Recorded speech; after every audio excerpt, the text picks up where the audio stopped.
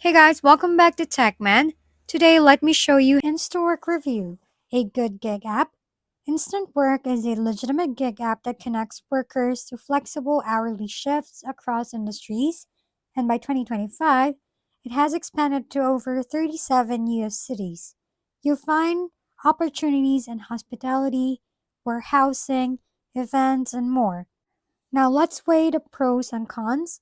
On the plus side, it offers flexible scheduling, a wide variety of roles, transparent pay with averages over $20 per hour, and a simple, fee-free onboarding process. Many users also highlight how easy it is to earn extra income through the app.